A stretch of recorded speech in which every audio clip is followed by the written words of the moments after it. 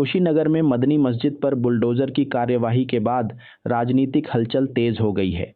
सपा के पूर्व मंत्री राधेश्याम सिंह और कांग्रेस के पूर्व प्रदेश अध्यक्ष अजय कुमार लल्लू ने घटनास्थल का दौरा किया और प्रशासन की कार्रवाई की आलोचना की।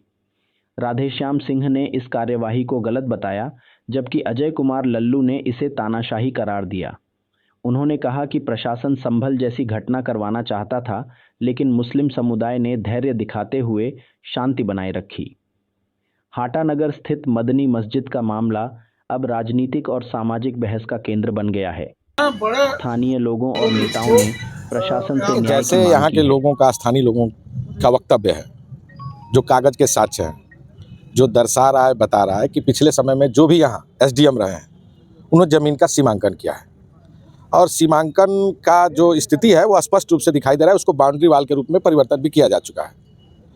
जिस जमीन पर प्रशासन अपने अतिक्रमण की बात कर रही है और जिसके परिप्रेक्ष्य में इन लोगों ने कल बुलडोजर चलाया है, वो नियम विरुद्ध है, गैर कानूनी है। मंशा स्पष्ट है कि 8 तारीख तक जब हाई कोर्ट का स्टे का आर्डर था तो न्यायालय की प्रतीक्षा होनी चाहिए थी।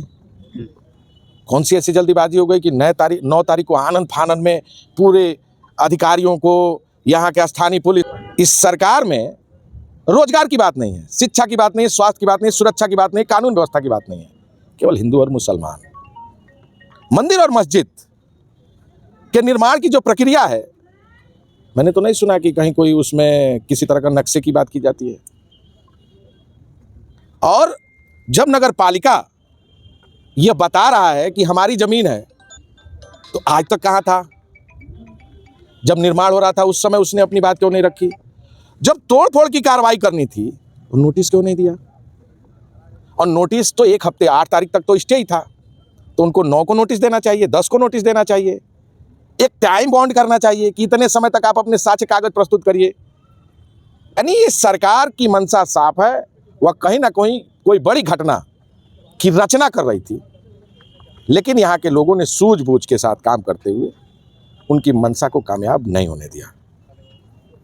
स्थानीय जो लोग हैं, जिनके साथ अन्याय हुआ है, जिनके खिलाफ अनावश्यक मुकदमे हुआ है, हमारी मांग है कि अविलंब उनके मुकदमे वापस लिए जाए।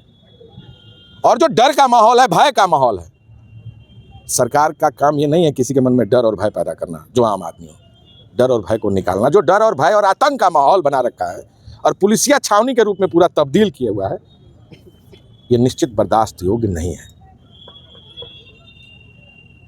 जो लोग, अधिकारियों ने यहाँ अवैध तरीके से, गैर कानूनी तरीके से, नियम विरुद्ध तरीके से यहाँ बुलडोजर चलाए, उनके खिलाफ कार्रवाई होनी चाहिए। बहुत दिनों के बाद हाटा में सांप्रदायिक दंगा कराने की कोशिश जिला प्रशासन ने किया। कल अगर हाटा की जनता ने संयम से काम नहीं लिया होता तो उत्तर प्रदेश में दूसरी संभल की घटना हुई होती। यहाँ के लोगों को धन्यवाद देना चाहता हूँ कि लोग संयम से काम लिए।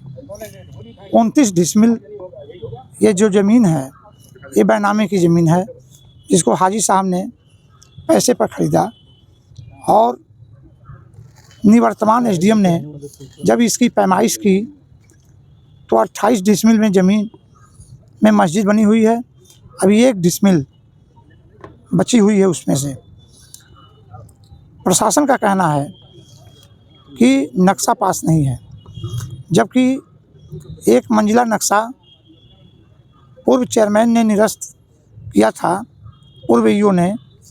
तो ये लोग हाई कोर्ट के शरण में गए और हाई कोर्ट ने उसे निरस्त कर दिया। नक्शा भी पास है, हाई कोर्ट का स्टे है, स्टे 8 तारीख तक था। स्टे समाप्त होने के बाद लीगल तरीके से जिला प्रशासन को नोटिस देना चाहिए मस्जिद के पक्षधारकों को कि आप 15 दिन में आप जवाब दें, नहीं तो आपके ऊपर या मस्जिद पर हम ये कार्रवाई करेंगे। जबकि सुप्रीम कोर्ट ने 2012 में ही एक कानून पास किया था कि किसी भी धार्मिक स्थल पर अगर वो निर्माण हो चुका है तो उसको गिराया नहीं जा सकता है। सुप्रीम कोर्ट की अवहेलना हाई कोर्ट के आदेश को जमीन पर नजरअंदाज करना उसको पूरी और जबरन किया गया है। हम आपको इस पूरे जनपद में सांप्रदायिक माहौल को बिगाड़ने की कोशिश कल जिला प्रशासन ने किया है। इसकी हम घोर निंदा करते हैं और उत्तर प्रदेश के मुख्यमंत्री और शासन तक गलत तथ्यों को यहाँ के नेताओं ने और यहाँ के अधिकारियों ने पहुँचाने का काम किया है। इसके पहले एसडीएम ने जो पैमाइश किया है वो नेट पर भी है, आप भी नेट पर सर्च करके उसको निकाला है। उन्होंने सीधे लिखा है कि मस्जिद किसी सरकारी जमीन पर नहीं है, उसके बावजूद भी किसके आदेश पर ये मस्जिद तो करवाएंगे सर, लेकिन वहाँ से ध्वस्त किया गया है। उत्तर प्रदेश की सरकार से हमारी मांग है कि इस पूरे प्रकरण की जांच कराई जाए, क्योंकि गोरखपुर मंडल में ये कुशीनगर ज़िला आता है और ये मुख्यमंत्री का गृह जनपद का ज़िला है। ये बहुत संवेदनशील मामला है। इस सरकार के पास नौकरी देने के लिए, रोज़गार देने के लिए, महंगाई को रोकने के लिए, जनता के समस्याओं का निराकरण के लिए कोई उपाय नहीं है।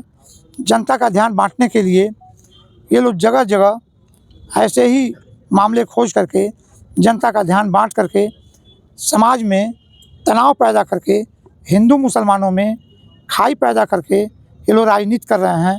ऐसे राजनीति ज़्यादा दिन तक नहीं चलेगा, कभी न कभी इसका अंत ज़रूर होगा। आज नहीं तो कल होगा। इसकी हम सभी लोग निंदा करते हैं और समाजवादी पार्टी इसके साथ खड़ी है और हम लोग इसका घनघोर विरोध करते हैं। देखिए, वो कल से ही मामला चल रहा है। हमको इसके पहले भी 2-4 दिन पहले इस बात की जानकारी हुई थी कि ऐसा हो सकता है, लेकिन जो जानकारी थी कि 8 तक स्टे है। 8 के स्टे के बाद कल 9 तारीख को प्रशासन द्वारा अचानक 8 बजे सुबह से लेकर के रात लगभग 6 बजे तक उसके ध्वस्तीकरण का काम किया गया। हमको जो जानकारी मिली कि वो 32 डिसमिल जमीन रजिस्टर्ड है मस्जिद के नाम से और 29 डिसमिल में कंस्ट्रक्शन हुआ है, शेष कुछ अगल बगल खाली होंगे। लेकिन प्रशासन ये चार्जेस करते हुए कि वो अवैध जमीन पर बनाया गया है। तो मैं ये जानना चाहता हूं कि वो मस्जिद के थोड़ी ही दूर पर नगर पालिका का कार्यालय भी स्थित है। जब मस्जिद बन रही थी तो क्या अवैध नहीं था? नगर पालिका के पहले नगर पंचायत भी था, तब भी अधिशासी अधिकारी वहीं बैठता है बगल में ही। हमको लगा 100 मीटर की दूरी शायद नहीं है। तो अब तक प्रशासन को कोई चिंता नहीं थी।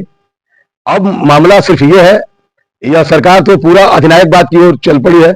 लोकतंत्र अधिनायकवाद में बदल गया है, लोकतंत्र में रह ही नहीं गया।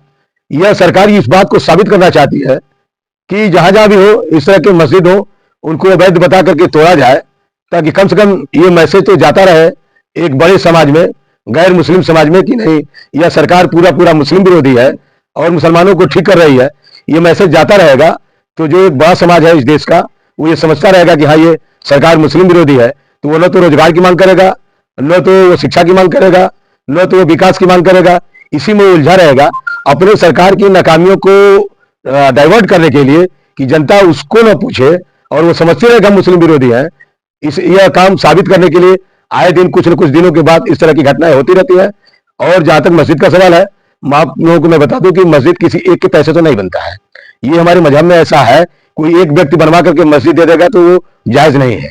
मस्जिद में गरीब आदमी है जो हैंड टू माउथ है, उसका भी 10 रुपया उसमें लगता है, जो बहुत अमीर है उसका भी 10,000 लगता है। तो वो हर आदमी की भावनाएं उससे जुड़ी हुई है। इस घटना से पूरा हमारा समाज आहत है।